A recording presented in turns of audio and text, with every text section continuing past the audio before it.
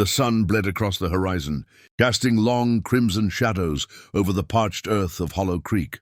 The rancher, Elijah Kane, leaned on his shovel, sweat dripping from his brow, his body weary from a day's toil. His cattle grazed lazily behind him, but his eyes weren't on them. He felt it before he saw it, an unnatural chill running through the air, as if night had come too early. A horse's hooves echoed across the dirt road, too slow, too deliberate, like drums beating toward a hanging.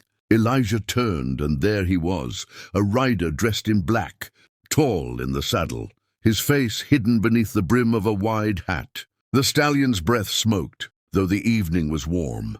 The stranger dismounted, boots crunching against gravel. He walked toward Elijah with a confidence that belonged to no mortal man. When he finally lifted his gaze, Elijah's stomach turned to ice. Those weren't the eyes of a man. They burned, faintly glowing like embers left in a dying fire. The rancher tried to step back, but his legs refused to obey. The stranger smiled, slow and cruel. "Name's not important," the man said, voice deep and smooth as whiskey poured over glass. "But some call me the Devil of the West." Elijah's lips trembled.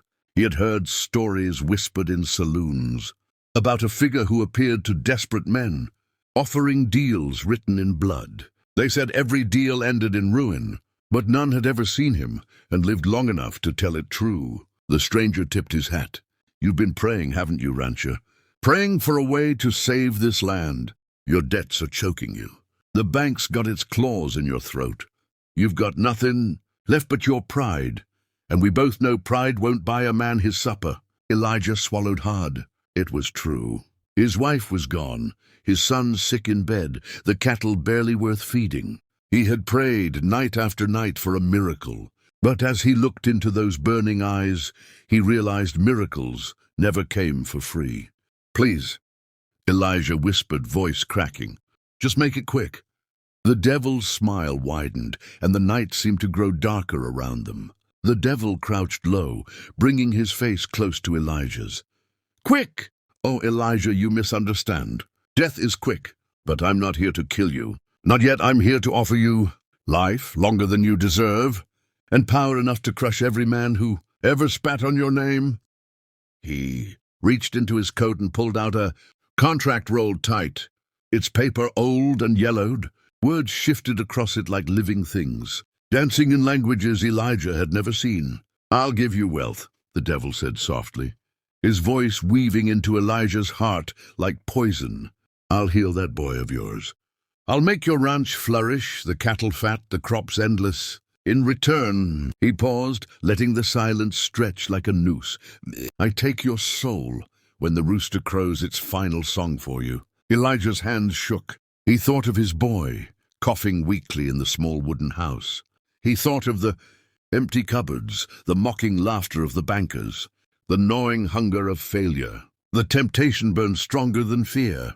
"What if I refuse?" he asked. The devil leaned back, chuckling. "Then tomorrow your land is gone. Your boy dies before the week is out, and you'll still die poor, forgotten, chewed up by the dust." He spread his arms. "But if you accept just one signature, Elijah, you'll live like a king until your time comes." Elijah stared at the paper, his heart pounding. Was this salvation or damnation in disguise? He remembered his wife's voice, soft as prayer. Never bargain with darkness. "Eli, better to die free in the light than live chained in the shadows." But her voice felt so far away now. Slowly, Elijah reached for the quill the devil produced. His hand hovered. The night wind carried the sound of his son coughing, thin and weak, from the house. Tears stung his eyes. He knew the choice before him would bind not only his life, but everything he loved. The devil's eyes glowed brighter. "Choose, rancher. Choose, and be quick about it."